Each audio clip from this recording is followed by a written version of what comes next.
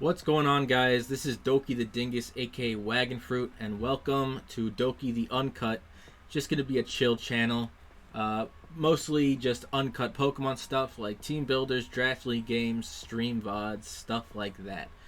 I'm a pretty good draft league player, but I'm inconsistent, so I decided that maybe I should just document my stuff and then think out loud, and hopefully that will improve my inconsistencies, and maybe I'll just become a better player because of it. I've been thinking about doing some draft league content for a while, so I figured I would start with the DGBA. Before I get into that, though, I just wanted to remind you to please subscribe. I make some pretty heat builds, and occasionally I even win with them. So, yeah, I would really appreciate it if you subscribe to the channel. But let's get on to the matchup. So the team on the right is mine, and you might be asking, why the fuck did you draft like this? You have a top 3 that is catered toward hyper, like, Psychozar offense. Just shed tail into my 2 huge threats and try to set up sweep. Maybe just make some insane progress. And then your bottom 7 is basically a fucking stall team. That does not mesh well together, and you would be right, but it's not because of me. This is a replacement team, okay? And the way I do replacement teams is, even though they gave me an opportunity to make transactions, I don't do that because I see replacement teams, it's a little bit stupid, but I see replacement teams as carrying on a legacy, right? Someone drafted this team with a vision. Whether or not he actually carried out that vision, he still had a vision. I need to carry it out, personally. That is how I see replacing a coach in a draft league, all right? I could replace this team, maybe change the bottom half for some actual aggro stuff and make an aggro team, but this is what I'm stuck with, okay? Another thing to note is that this is week 2 because the previous captain not only dipped, but he dipped after giving a -6 forfeit loss. So I'm starting this season 0-1 -6, which is literally the worst way you could start a season. But I don't care. There's nothing on my conscience, right? I didn't play any games yet. I don't have a chance to prove that record. So we're just going to view it like we're 0-0, and this is week 1. I'm happy for the other opponent who didn't have to fight me because they got a free win. But, so yeah, my team on the right is Terra Espathra, Roaring Moon, Cyclizar. Ooh, nice offense team. Terra Garg, Dondozo, Sylveon, Hippowdon, Moltres, Galarian, Slowbro, and Fortress. Blech, stall team.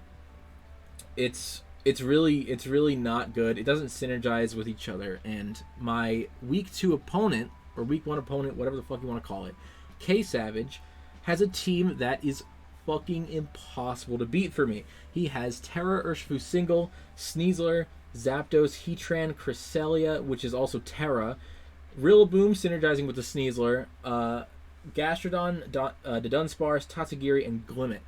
This team not only has individual mons that are fucked up for me, it also just has a team style that directly fucks up mine. He has the Urshifu Single, which, I mean, it individually beats a lot of my mons, but if I want to go the stall route, Terra Dark Urshifu Single can 2-shot every mon on the screen except for a Terra Fairy Garg, and he's just gonna Terra Steel. So it doesn't actually matter if I do that because he's still gonna have a way of 2-shotting me. And if I'm running it stall, he gets so many opportunities to do that, it is insane. Sylveon Fizdef does not actually usually live to Terra Dark banded Wicked Blows. So if you thought that was a resist, it doesn't actually exist as a resist. It's really bad. It's really bad for me. In addition, Terra Cresselia versus versus like a mostly stall team with no toxic is like, if I didn't have a certain set, I would literally consider it impossible to beat. Like, off lead, he could win the game. It is fucked up. Like, I have Salt Cure on Garg, but we all know this shit is gonna come Covert Cloak. It doesn't matter. Like, I'm not gonna have a way to beat this. Like, I can Dragon Tail with Cyclozar or whatever. It doesn't matter. Last mon alive, 6v1, it will wipe me. And I can't do anything about it. I literally just can't. He's gonna come Covert Cloak, probably Terra Fairy, maybe Darker Steel, Calm Mind, Stored Power, Moonlight, and Moonblast for my Roaring Moon, and any other Terra Dark thing, whatever. It's gonna wipe my ass, and I can't do anything about it. So that's the situation we're in right now. So with that in mind, let's go over to the team builder. First thing we have is our lead and also our big progress maker, which is Roaring Moon. This is one of the only saving graces of the matchup on like preview, because Bandit Outrage goes insanely hard pre Terra Fairy or Terra Steel Cresselia. Heatran almost gets 2-shot. It's like kind of insane. Assuming he's like Spadef, I think. I don't. Yeah, and he like has to be Spadef because I have an Espather. So if he's gonna prep for that, he kind of needs to be Spadef Tran, or he could just be offensive Tran. It's not gonna be Fizdef. It doesn't make any sense to be Fizdef. So we have Bandit Outrage, Crunch, Iron Head, and U-Turn. Crunch is for lead Heatran. It covers him just being a Heatran because it still 2-shots him, and him switching to Cress or Rillaboom or Zapdos or Gastrodon on the Earthquake. I don't have Earthquake, but I don't need it because I can just 2-shot with Crunch, and Heatran actually doesn't do much versus a Roaring Moon except for Will-O-Wisp it. But he's not going to click Will-O-Wisp if he thinks I might EQ. It's just not a play he can make. He's also probably not going to protect, because if he protects and I get a DD off for free, that's also really stupid. So in reality, he's either going to get cheeky and think he can just hit me because maybe I'll U-turn, or he's going to switch out into an Earthquake resist, probably. So if I get that lead on Heatran, that's great. I can just click Crunch for free and maybe get a kill. It doesn't matter if he goes Cress on the first one, because the first Crunch like one-shots it, so even if he's Terra Fairy and wants to resist it next turn, he's not going to be alive next turn. It doesn't fucking matter. So this Roaring Moon is like the best thing I have in the matchup. Iron Head is basically for Terra Fairies, and hopefully if he somehow isn't Covert Cloak, right, maybe I can Iron Head flinch it, right? But yeah, I need to be able to cover the Terra Fairy somehow. Terra Dark, I can just Bandit U-turn or Bandit Outrage on that. Does a shit ton of damage. And Terra Steel, I mean, I can just keep crunching that. It's just no prediction I need to make. A good thing about this Roaring Moon is with this EV spread, with the little bit of bulk I have, in addition to the speed and attack, I actually 75% live a Terra Fairy Moonblast from Cress. Assuming he's not specially attack invested much. Because, I mean, why would you on a Calm Mind set? Like, you don't have to be special attack invested here. You can just run max HP, max defense, and slaughter my team off of preview. Like, he doesn't need special attack investment. So I'm assuming that's going to be the case, and I can actually probably most of the time live a Moonblast. At the very least, I can always live a base Moonblast, which is fucking great. So this Roaring Moon is like a saving grace in the matchup. It's just how I make most of my progress here. So with that, we have our enabler, Cyclozar. Fact about this team, I started this team actually going the route of bulking him out and setting spikes with Fortress because his spinning isn't very good. Newsflash for me, that doesn't work, because if I go Fortress, I'm usually going Fortress on a Gastrodon spike, and then I have to spin, Zapdos comes in, and then in comes Urshifu on the Volt Switch. I can't do anything about that. I literally can't. He gets a free kill if I ever have Fortress out. It's just how it is. So I can't actually do that. I have to go this offensive route, or I'm just going to lose the game. So this Cyclozar, we are Citrus Berry, we are Shed Tail, Acrobatics, Taunt, and Rapid Spin. Shed Tail is Shed Tail, you know how it is. Taunt, hopefully I can maybe like stop a spike from going up before I Shed Tail. Maybe that is a good thing to do. I'm not sure yet. We'll see. Maybe if the situation becomes dire, I can stop a Calm Mind from Cress or something like that. Acrobatics is for after I proc my Citrus, I actually get a shit ton of damage on a Sneasler that's not boosted in speed, like maybe a Banded Sneasler or just like a Boots Sneasler. do a shit ton of damage to that. Hopefully if it's in range, I can just kill it. Does big damage to Rillaboom with no item, and big damage to non-Terra Shifu with no item, which is good. And then I have Spin for Gastrodon Hazards if I have room to click it, but only if it. This is basically going to be a Shed Tail bot. Citrus Berry, I have an odd number of health, so it'll proc after the second. Assuming I take no damage, it's going to proc after the second Shed Tail, so I get maximum health. I don't know why people don't do that, but I have literally never used Cyclozar before, but this is how I interpreted the best Cyclozar to be for this matchup. We've got our next guy, which is kind of a win con, kind of just more breaking power. If anything's like a win con, it's this. Otherwise, I'm just going to have to outlast him for the end game. But this is a good set for this matchup. Hopefully, he preps too hard for the stored power matchup. But either way, assuming Cress isn't alive or putting much pressure on me, this is a very good offensive Espathra here. We are Expert Belt with Lumina Crash, Protect, Energy Ball, and Terra Blast Fighting. Lumina Crash, 2 shots like Zapdos, kills Sneasler, kills like a Terra Fighting Urshifu, which I guess could also come. But mainly I'm just Terra Blasting that. Terra Blast does just one-shot the Shifu, which is very nice. Lumina Crash into Terra Blast, I think, kills Heatran if he's not like max Spadef or some shit. I didn't actually remember to calc that, but that's how I interpret it. Either way, I'll win that 1v1 if I'm healthy. So I can calc that in the game. We can decide. I'm not insanely worried about the Heatran specifically, but in conjunction with a lot of other stuff, Heatran can be a problem for sure. But yeah, this offensive Espathra is just a really good hard hitter, can force a lot of kills, and hopefully can be a win con if Cresselia is not around. We'll see. I can actually afford to run Modest here because max speed Modest barely outspeeds Zapdos speed creeping Moltres. So that's like the max amount of speed that Zap can run, and Modest Espathra outspeeds that by 1. Either way, if I need to, I Protect to boost my speed by 1. So we're kind of chilling. These top 3 are very good in the matchup. They're it. That's all I kind of have though, and you can't play a matchup with 3 Pokemon. So here's where we get to the weirdest shit. And I say weirder shit, but we only have one really weird set, which I'm excited to show, but it's fucking stupid that I have to bring this. We have our Slowbro Galar. This set is dumb as fuck, but it's what we have to do. This is not a setup sweeper. This is just a Cresselia check.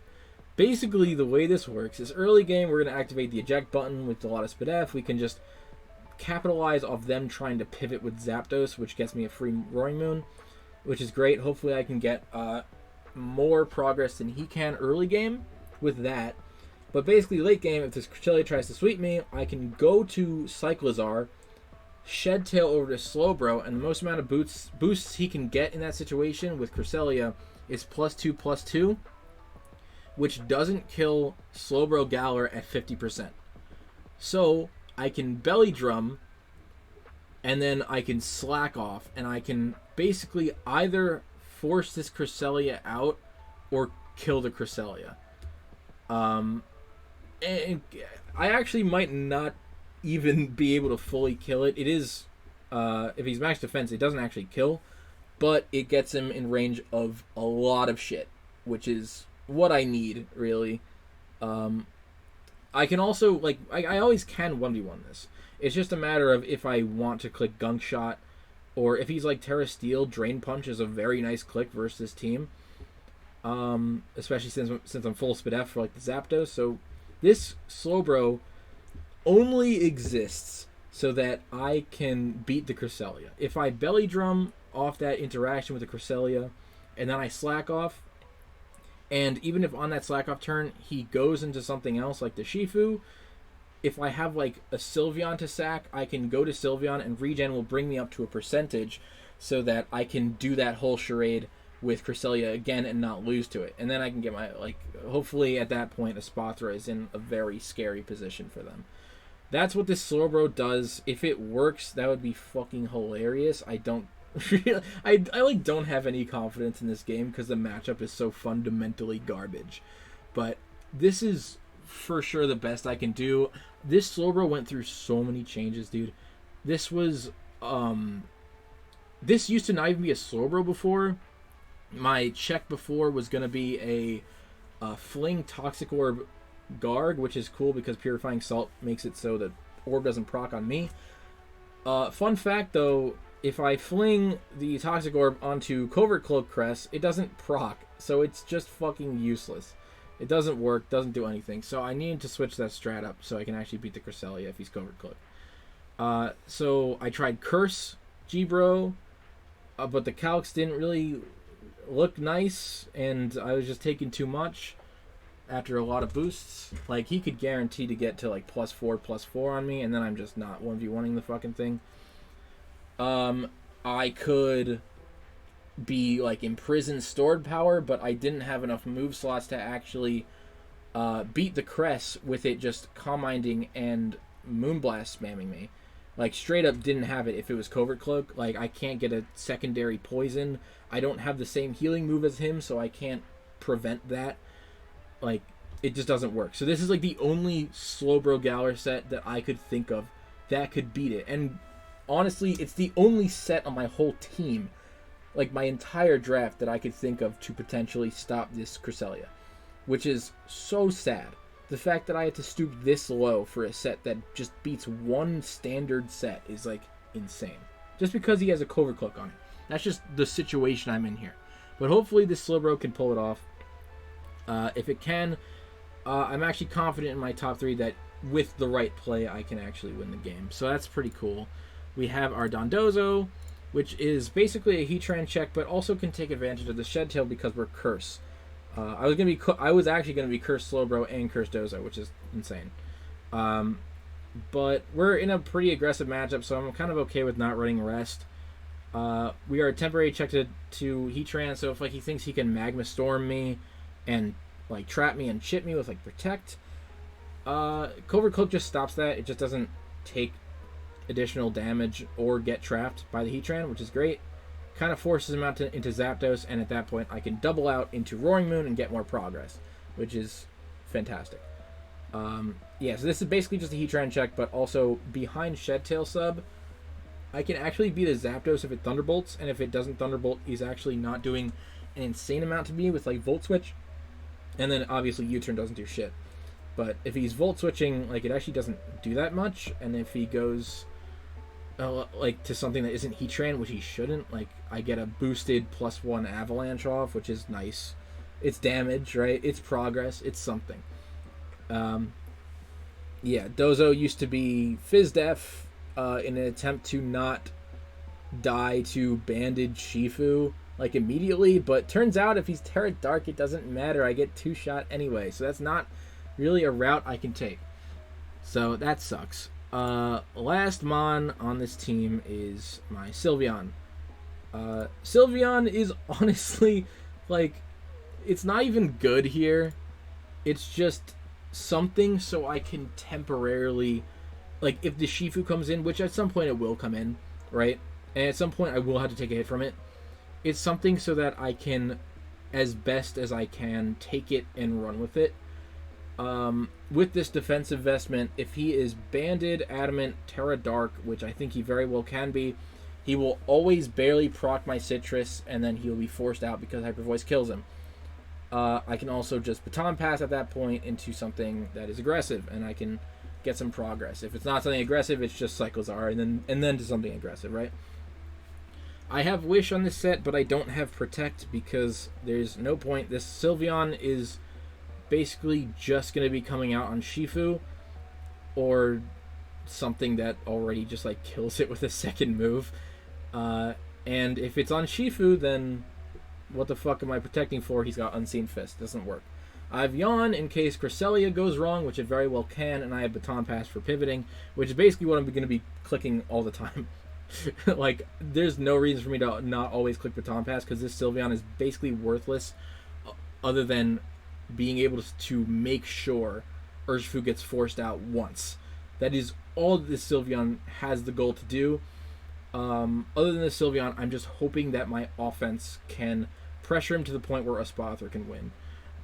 And that's the team. That's like all I thought of to do. My other team had Terra Poison, Garg, I think, and Fortress to Spike Stack because his only spinner is Tatsugiri.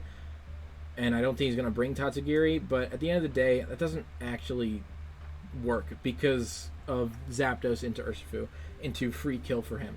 Doesn't work. Especially because on that build, Sylveon was my Zapdos check, which means it's not my Urshifu check.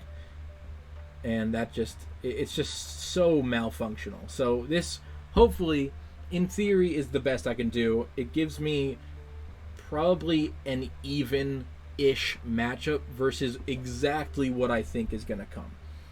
If it's not that, and he surprised me with some shit, I might just lose the game and not have any prep for it.